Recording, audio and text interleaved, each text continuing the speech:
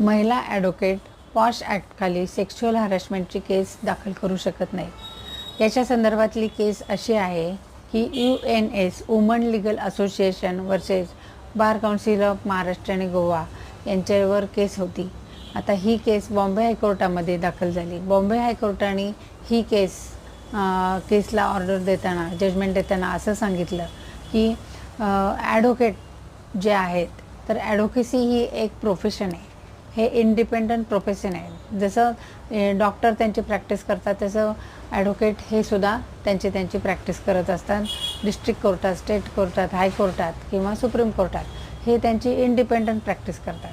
आता बार council of India किंवा bar council of प्रत्येक स्टेटला जे बार काउन्सिल्स असतात, त्याला हे त्यांच्या फक्त ते रेकॉर्ड करण्यापुरते असतात की त्यांचं जे एनरोलमेंट आहे सनद, तर ती सनद रेकॉर्ड करण्यापुरतं असतं की ते सनद देतात.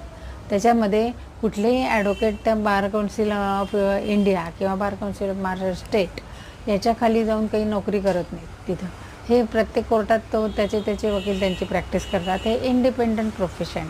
म्हणजे ह्याच्यामध्ये कुठलंही एम्प्लॉई हे रिलेशनशिप नाही आहे. तसेच ह्याच्यामध्ये कोणी सिनियर ॲडव्होकेट यांचा बॉस नसतो. हे त्यांचे इंडिपेंडंट प्रॅक्टिस करत असतात. आता हा पॉश ॲक्ट जो आहे 2013चा, पॉश ॲक्ट म्हणजे काय? Prevention of sexual harassment at a workplace. म्हणजे वर्कप्लेसमध्ये जर कुणाला सेक्शुअल हॅरेसमेंट होत असेल तर तिथं हा ॲक्ट लागू होतो.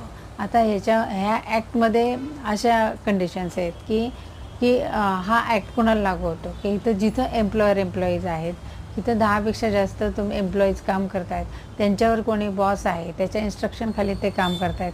अशावेळी जर एखाद्या महिलेला त्रास झाला, तिला लैंगिक छळवणूक झाली, तर याच्याखाली त्या महिलेला तिथल्या जी इंटरनल डिसिप्लिनरी कमिटी असते तिथं तक्रार दाखल करता येते त्यांच्याकडं की मला असा ह्यांच्याकडून त्रास होतो आहे.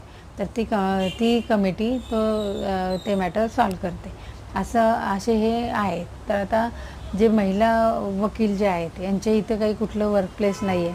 ते कोर्टात जाऊन ते इंडिपेंडंट प्रॅक्टिस करत असल्यामुळे ह्या ॲक्टमधल्या ज्या कंडिशन्स आहेत ह्या काही आपल्या ॲडव्होकेसी ह्या प्रोफेशनला लागू होत नाही आहेत. म्हणून बॉम्बे हायकोर्टाने असा डिसिजन दिला आहे की ह्या महिला ज्या ॲडव्होकेट आहेत ह्या काही पॉश ॲक्टखाली दाखल करू शकणार नाहीत. मग आता ह्याच्यावर उपाय काय? तर ॲडव्होकेट ॲक्ट जो आहे तो सेक्शन 35 याच्याखाली डिसिप्लिनरी कमिटी आहे. त्यांच्याकडे